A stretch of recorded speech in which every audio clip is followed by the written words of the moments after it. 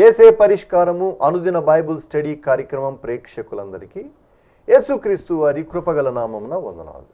ప్రభువునందు ప్రియ దేవుని బిడ్డలారా, నేటి దినము డాక్టర్ కారుపాటి శ్యాన్సాగర్ గారి ద్వారా బైబుల్ స్టడీలోని వాక్య ధ్యానమును కీర్తనల గ్రంథము నుండి ధ్యానం చేసుకుందాము. మీరందరూ బైబుల్తోనూ నోట్బుక్తోనూ సిద్ధపడి ఉంటే డాక్టర్ కారుపాటి శ్యాన్సాగర్ గారు ప్రార్థన చేసి ఈ దినపు వాక్య పరిచర్య చేస్తారు. ప్రభువునందు ప్రియా దేవుని బిడ్డలారా, నేటి వాక్య ధ్యానం నిమిత్తం సహకారం ఇస్తున్న కుటుంబం ఏలూరు పడమర వీధి వాస్తవ్యులు శ్రీమతి ముత్యాల సంతోషం తల్లి గారు మరియు వారి కుటుంబ సభ్యులు సహకారాన్ని ఇస్తున్నారు. వీరి కుటుంబాన్ని ప్రభువు దీవించున్నట్లు ప్రార్థించండి. అలాగే ప్రత్యేకంగా ఆగస్టు 15 సాయంకాలం 6 గంటలకు అమ్మ క్రైస్తవ మహిళల ఆధ్యాత్మిక సదస్సు స్వాతంత్ర దినోత్సవం సందర్భంగా ఏర్పాటు చేశాం. దీనిలో సంపూర్ణ అంధ కళాకారులు క్రైస్తవ సంగీత విభావరి ఏర్పాటు చేశాం. వెన్యూ నేను తెలియచేస్తాను. వెన్యూ కొరకు కూడా మీరు ప్రార్థించాలని నేను మనవి చేస్తున్నాను. ఎపిసోడ్ సహకారులు కావాలి, దయచేసి ప్రార్థించండి. ప్రార్థన చేసుకుని వాక్య ధ్యానములోనికి వెళదాం. ప్రార్థన. మమ్మలను మిక్కిలిగా ప్రేమిస్తున్న మా ప్రియ పరలోకపు తండ్రి, మీ పరిశుద్ధ ఘననామమునకు వందనములు, స్తోత్రాలు.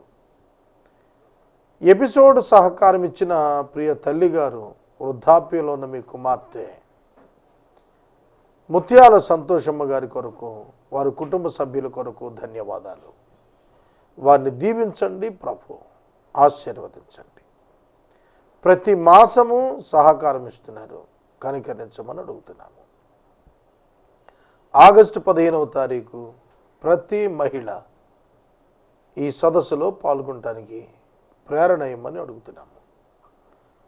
నేటి వాక్య ధ్యానము ద్వారా మమ్ములను ఆశీర్వదించమని, మా హృదయాలు నీపై ఆధారపడేటట్టు చేయమని నజరేయుడైన యేసు ప్రభు పేరిట ప్రార్థిస్తూ ఉన్నాము తండ్రి, ఆమెన్. ప్రభువునందు ప్రియ దేవుని బిడ్డలారా, దయచేసి మీ పరిశుద్ధ బైబిల్ గ్రంథాన్ని తెరవండి. కీర్తనల గ్రంథం 118వ సంకీర్తన మీ ఎదుట ఉంచుకోనండి. దీని యందు 29 వచనాలు రాయబడ్డాయి. మొదటి వచనం నుండి చదువుకుందాం.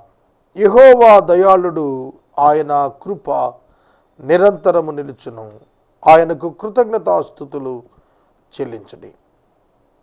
ఆయన కృప నిరంతరము నిలుచునని ఇశ్రాయేలీయులు అందురుగాక. ఆయన కృప నిరంతరము నిలుచునని అహరోను వంశస్థులు అందురుగాక. ఆయన కృప నిరంతరము నిలుచునని యెహోవా యందు భయభక్తులు గలవారును అందురుగాక. ఆయన కృప నిరంతరము నిలుచును, నిరంతరము ఉండును, నిరంతరము నిలుచును. ఇది different people groups experiential statements. వివిధ రకాలైనటువంటి ప్రజల గుంపులు ఈ మాట చెబుతారు. యెహోవాను స్తుతించండి, యెహోవాను స్తుతించండి, కృతజ్ఞతాస్తుతులు చెల్లించండి. ఆయన కృపగలవాడు, ఆయన దయాళుడు. కాబట్టి ఆయన కృప నిరంతరము నిలుస్తుంది, ఆయన కృప నిరంతరము నిలుస్తుంది. ఎవరెవరు అంటారట? ఇశ్రాయేలీయులు అంటారు, ఇశ్రాయేలీయులు అంటారు. అహరోను వంశస్థులైన యాజకులు కూడా అంటారు. ఇశ్రాయేలీయులు అంటారు, అహరోను వంశస్థులు కూడా అంటారు. ఈ ఇరువురిని విడివిడిగా ఎందుకు పెట్టారు? ఇశ్రాయేలీయులు అంటే 12 గోత్రాల ప్రజలు, అహరోను వంశస్థులు అన్నప్పుడు లేవి గోత్రికులు. అంటే ప్రతి యాకోబు సంతానము నుండి వచ్చిన వాడును దేవుని కృప నిరంతరం ఉంటుంది అని చెప్పగలుగుతాడు. అందరి అనుభవం వ్యక్తిగత అనుభవం. అర్థమవుతుందా? It is the experience of the group of the people and also the experience of the individual.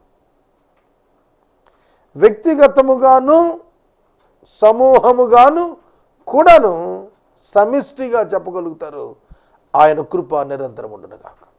Only one statement from group of people. అదవుతుందా? ఒకే మాట చెప్తారు, ఏమిటంటే ఆయన కృప నిరంతరం ఉంటుంది. అవును, ప్రపంచ దేశాలన్నింటిలో క్రైస్తవ్యం ఉన్నది. ఆనాడు కీర్తనాకారుడు లేఖ రాసినప్పుడు ఆ యూదా జాతి ఒక్కదాన్నే రాశాడు. ఈనాడు విశ్వవ్యాప్తముగా క్రైస్తవ సంఘం ఉంది. ఏ దేశానికైనా వెళ్ళండి, ఏ భాష ఎరిగిన వారి దగ్గరికైనా వెళ్ళండి, ఏ యొక్క జాతి ప్రజల దగ్గరికైనా వెళ్ళండి, ఇఫ్ దే ఆర్ సేవ్డ్, వాళ్ళు రక్షించబడిన వారు అయినట్లయితే as an individual or as a group, ఒక సమూహంగా కానీ ఒక వ్యక్తిగతముగా కానీ, వాళ్ళు ఒక్కటే చెప్తారు, యేసయ్య కృప నిరంతరం ఉంటుంది. ఇది అవుట్ ఆఫ్ ఎక్స్పీరియన్స్, అనుభవంలో నుండి మాట్లాడుతున్న మాట. తరాలు మారాయి, సంవత్సరాలు గడిచాయి, శతాబ్దాలు గడిచాయి, సహస్రాలు గడిచాయి, మార్పు లేని కృప నిలిచే ఉంది. మానవుల జీవితంలో ఆదికాండము, ఆదాము పతనం అనంతరం ఆదాము జీవితం మొదలుకొని నేటి వరకు మానవులందరి జీవితాల్లో అనుభవించి చెప్పే మాట, ఆయన కృప నిరంతరము ఉండడం. సోదరుడా, సోదరి, పాపము చేసిన వారిని, ఏ వ్యక్తినైనా దేవుడు తృణీకరించలేదు. దేవుడు పాపిని తృణీకరించాడు, పాపమును తృణీకరించాడు. దేవుడు పాపిని ప్రేమించాడు. దేవుడు ఎన్నడూ కూడా పాపిని తృణీకరించలేదు, పాపాన్ని తృణీకరించాడు. అర్థమవుతుంది? మనమైతే పాపులను తృణీకరిస్తాం, పాపాన్ని ప్రేమిస్తాం. అవునా? అవును. పట్టుబడిన దొంగను, పట్టుబడిన వ్యభిచారిని, పట్టుబడిన దోషిని మనము క్షమించలేం, కానీ దేవుడు క్షమిస్తున్నాడు. ప్రతి మానవుడు పాపం చేసిన వాడే. ఈ స్టేట్మెంట్ ఎందుకు చెప్పగలడంటే, ఆయన కృప నిరంతరం ఉండును అని వ్యక్తిగతంగా తాను పాపిని అని గుర్తెరిగిన ప్రతివాడు చెప్పగలుగుతాడు.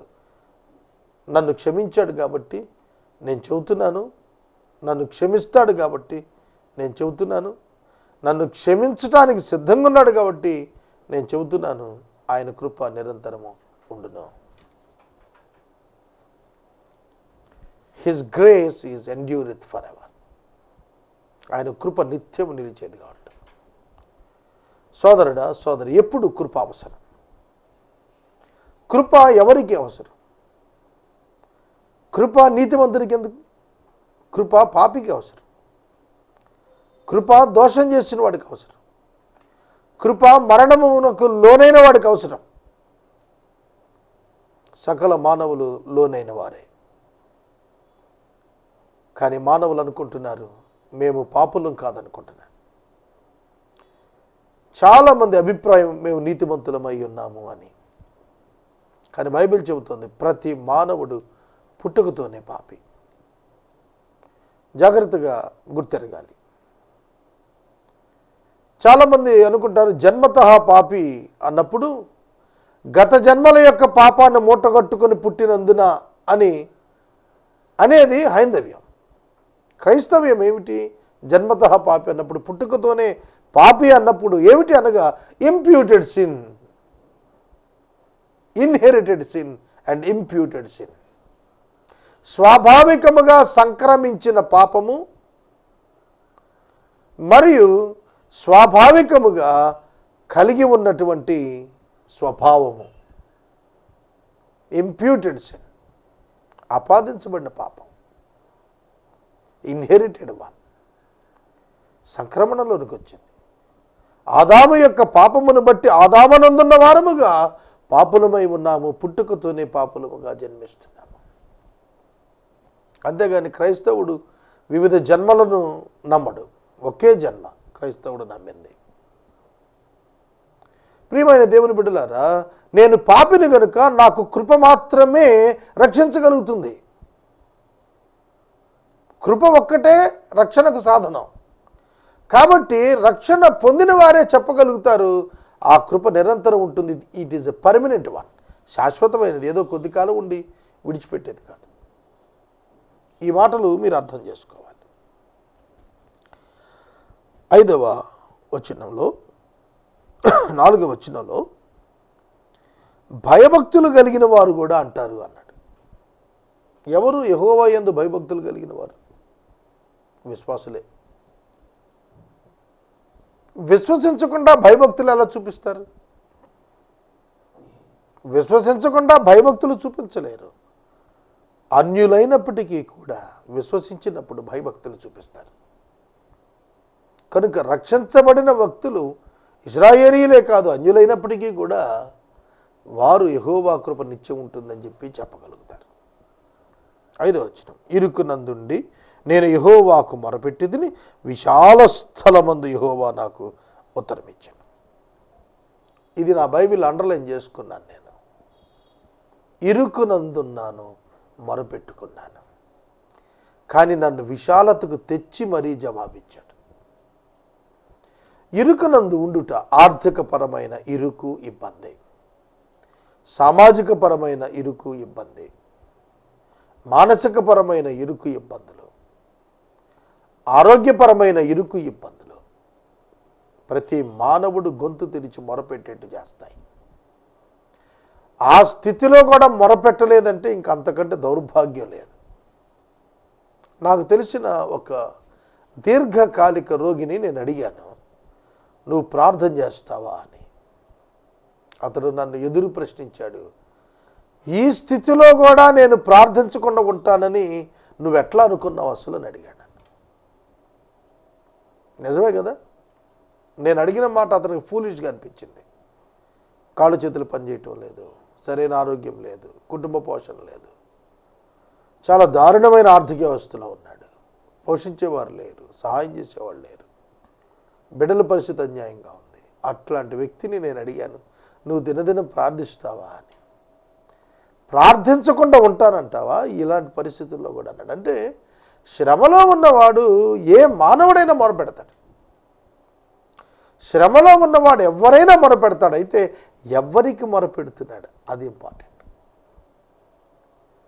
శ్రమలో ఉన్నవాడు, ఇరుకున ఉన్నవాడు ఎవరికి మొరపెడుతున్నాడు?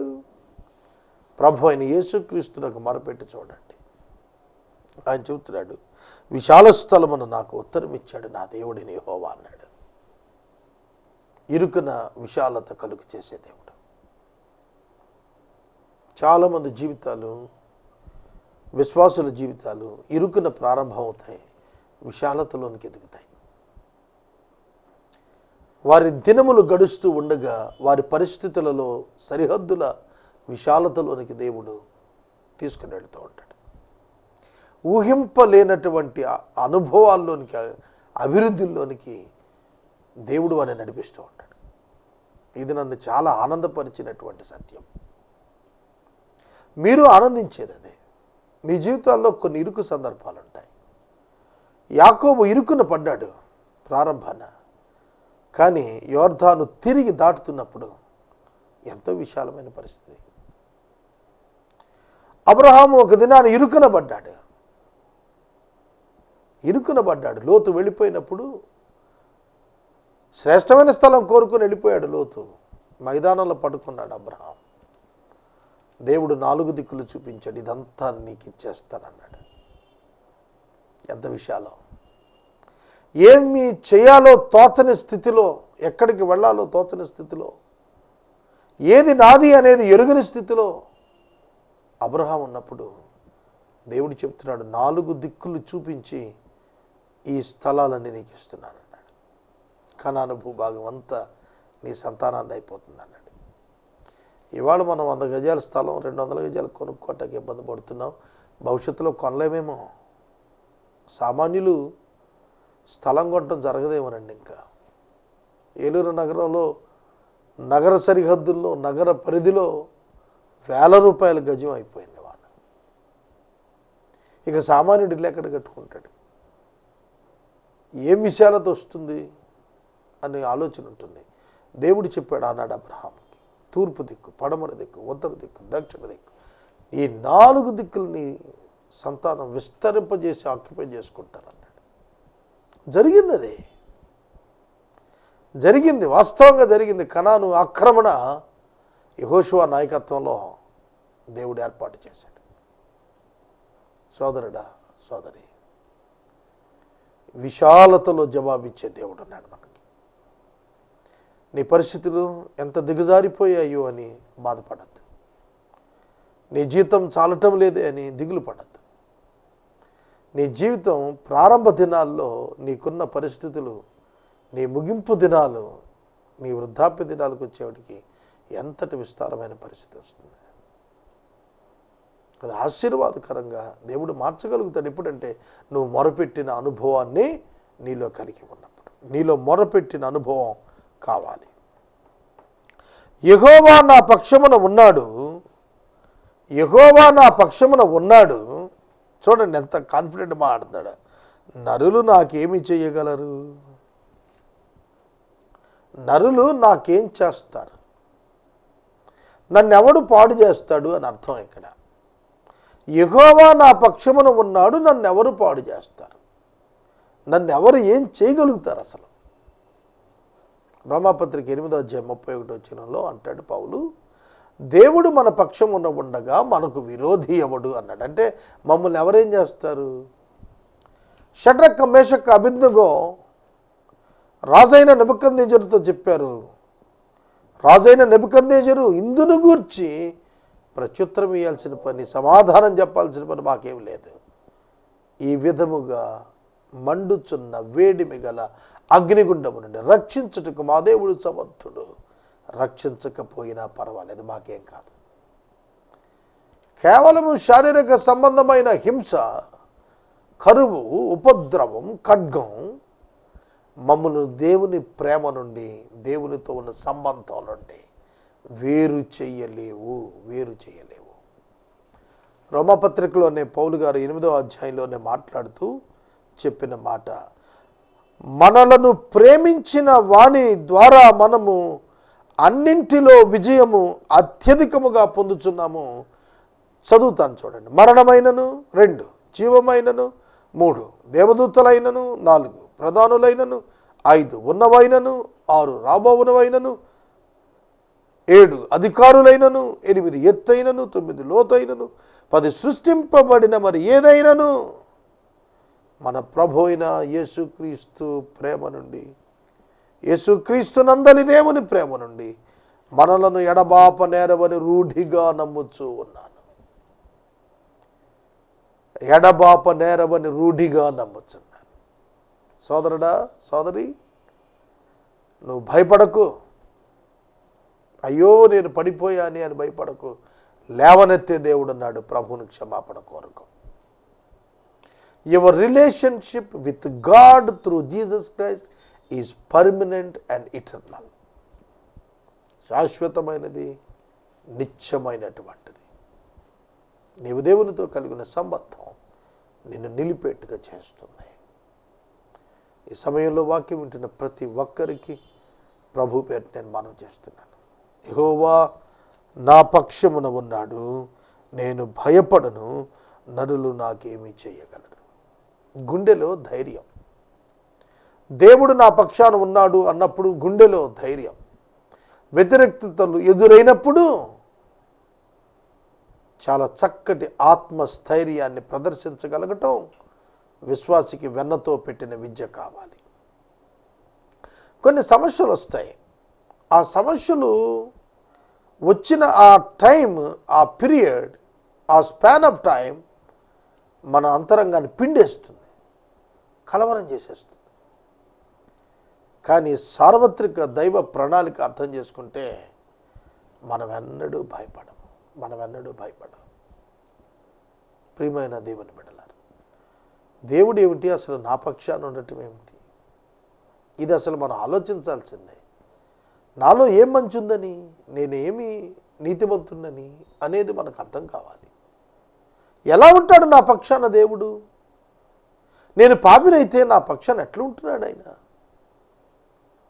దేవుడు తన కుమారుని యొక్క రక్తము ద్వారా మన పాపములకు ప్రాయశ్చిత్తాన్ని ఏర్పాటు చేసి ఆ రక్తము క్రింద మన జీవితాలను ఉతికి శుభ్రము చేసి క్రీస్తు రక్తమునందు మనలను అంగీకరిస్తున్నాడు. అందుకే ఆయన మన పక్షానికి వస్తున్నాడు. యోహాను సువార్త 1వ అధ్యాయంలో అన్నాడు, 12-14 వచనాల్లో, ఎందరూ ఆయనను అంగీకరించిరో వారికి అందరికీ దేవుని పిల్లలగుటకు ఆయన అధికారం ఇచ్చాడు, అధికారం అనుగ్రహించాడు. కాబట్టి ఆయన వారి పక్షానికి వస్తున్నాడు. ఎలీషా భక్తుడు అతనిని చుట్టుముట్టిన సేనలను గుర్చిన ఒక ప్రమాదం శిష్యుని ద్వారా విన్నప్పుడు ఆ శిష్యునితో చెప్పాడు, వారి పక్షమున ఉన్నవారి కంటే మన పక్షమున ఉన్నవారు బలవంతులు, గొప్పవారు. అవునండి, మన శ్రమల కంటే, మన శత్రువు కంటే, మన మీదకి లేచినటువంటి ఒక మహోన్నతమైనటువంటి ఒక మానవుని కంటే దేవుడు ఎంతో గొప్పవాడు. అందుకనే పౌలు అన్నాడు, మానవుని యొక్క బలము కంటే దేవుని యొక్క బలహీనత గొప్పదన్నాడు. అంటే వెర్రివారు అనమాట. మానవులు దేవుని యొక్క బలహీనత అనే పదం విన్నప్పుడు ఎంత బలహీనతో అనుకుంటారేమో, అది మానవులందరి బలము కంటే గొప్పది. అంటే ఆయనకి అసలు బలహీనత నువ్వు అనుకునే కాన్సెప్టే లేదు ఆయన దగ్గర. అర్థమైందా? ఆయనకు బలహీనత అనే పదమే ఆయన దగ్గర లేదు. ఆయన బలవంతుడు, ఆయన బలవంతుడు. అర్థం చేసుకోండి సోదరులారా, సోదరిలారా. ఆయన నా పక్షమునుండగా నరులు నన్ను ఏం చేస్తారు? నేను ఎవరికీ భయపడను. మనకు చెడ్డ పేరు వస్తుందనే భయం ఎక్కువ కదా. నాకు ఆ భయం కూడా పోయింది. ఏలూరులో కొందరి వల్ల నాకు ఒక కొత్తగా చెడ్డ పేరు వచ్చేది ఏమీ లేదు. ఆ భయం పోయింది నాకు. ఎందుకంటే నాకు మనుషులు పెట్టే పేర్లలో చెడ్డ పేరు ఏమిటి, మంచి పేరు ఏమిటి? ఎవడైనా నా అంత మంచోడు లేడంటే నేనేం పొంగిపోను. ఎందుకంటే నేను ఎట్లా అంటుండో నాకు తెలుసు. ఈయనంత చెడ్డోడు లేడని అని అంటే నేను కృంగిపోను. ఎందుకంటే నాలో ఏమి ఉన్నదనేది నాకు తెలుసు. కనుక మనుషులే పాటు జడ్జిమెంట్ ఇవ్వటానికి కొందరు కొన్ని రకాలుగా మాట్లాడుతున్నారు. వాటిని కన్సిడరేషన్లోకి తీసుకోవాల్సిన పని లేదు. ఎందుకంటే God is with us, God is with my. నాతో దేవుడు ఉన్నాడు, మనతో దేవుడు ఉన్నాడు. మనం ఎవరికి భయపడాలి? నరులు ఏం చేస్తారు? నరులు ఏం చేయగలుగుతారు చెప్పండి? ఒకవేళ నీ ఉద్యోగం తీయగలుగుతారు, నీ ఇల్లు లాక్కోగలుగుతారు నీది కాదని, నేను చెరసాలో దోస్తారు, లేదా నీ ఇంటికి కరెంటు కట్ చేస్తాడు, లేదా నీ ఇంటికి వాటర్ కట్ చేస్తాడు, లేదా నీ ఇంటికి టెలిఫోన్ కట్ చేస్తాడు, లేదా నేను సోషల్ బాయ్ కట్ చేస్తాడు, లేదంటే నేను అరెస్ట్ చేస్తాడు. ఇంకా కొంచెం కోపం ఉంటే ఊరేసి చంపుతాడు. అంతకంటే ఏం చేస్తాడు? నీ ఆత్మను నశింప చేయటం మానవునికి చేత కాదు. శరీరాన్ని బాధ పెట్టేటువంటి నరునికి ఎందుకు భయపడాలనేది దేవుని యొక్క వాక్యం మనకిచ్చినటువంటి ధైర్యం. ఇది నన్ను ఒకవేళ నేను చంపబడినా, నువ్వు చంపబడినా, మనం చంపబడినా, ప్రభువు తిరిగి వచ్చేటప్పుడు మనం బ్రతికించి తీసుకొస్తాడు. ఇక మరణం ఉండదు. కనుక శారీరక భౌతిక మరణాన్ని గురించి విచారించాల్సింది లేదు. అందుకని పౌలు కొరింథీకి రాస్తున్నాడు, మరణమా నీ ముల్లెక్కడ, మరణమా నీ విజయం ఎక్కడ? మరణపు ముళ్ళు విరిచేశాడు, అది మృంగి వేయబడింది అన్నాడు. మరణ బలం విరవబడింది. యేసుక్రీస్తునందు మరణము విరిగిపోయింది. అపవాది పారిపోవలసిందే, దుష్టుడు పారిపోవలసిందే. దేవుని పిల్లలు స్థిరంగా నిలబడాల్సిందే. వాక్యం యొక్క సత్యం అది. కనుక యెహోవా నా పక్షాన ఉన్నాడు, నేను ఎవరికి భయపడను. నరులు నన్నేమి చేస్తారు? యెహోవా నా పక్షం వహించి నాకు సహకారై ఉన్నాడు. నా శత్రువుల విషయమైన నా కోరిక నెరవేరుట నేను చూస్తాను. కొన్నిసార్లు ఒక ఇమోషనల్ ఒక బాధకు గురైపోతూ ఉంటాం విశ్వాసులు. అరే ఏమిటి, నేను ఎంత మంచి చేశాను, నా మీద ఇట్లా చెడు చేస్తున్నారు ఏమిటి అని. కొందరు మిత్రులు శత్రువులుగా, ఆప్తులు శత్రువులుగా లేచి పనిచేస్తున్నప్పుడు అనిపిస్తుంది, ఏమిటయ్యా ఇది ప్రభు అని.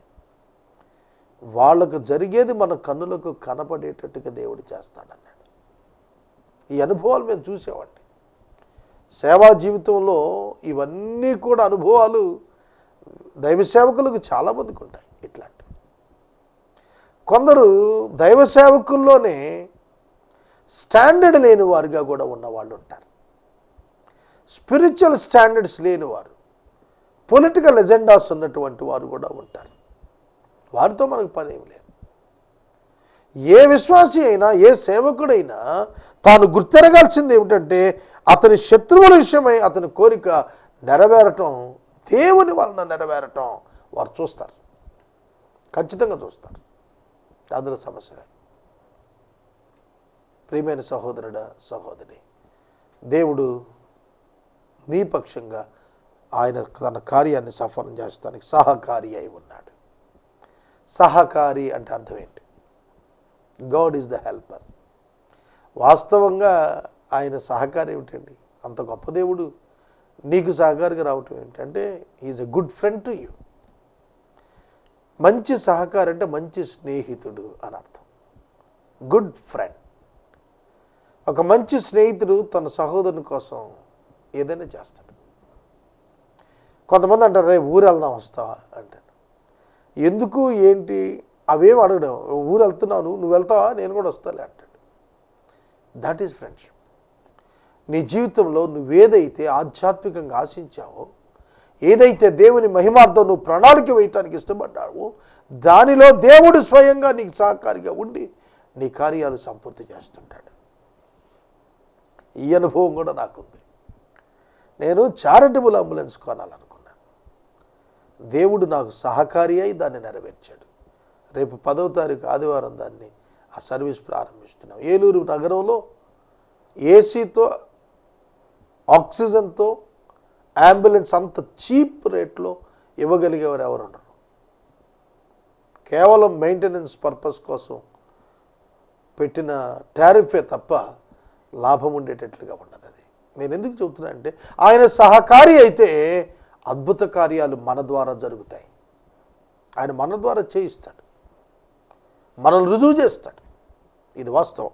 రేపటి వాక్య ధ్యానంలో 8వ వచనం, అద్భుతమైన వచనం. దీన్ని నేను ఎక్స్ప్లెయిన్ చేస్తాను.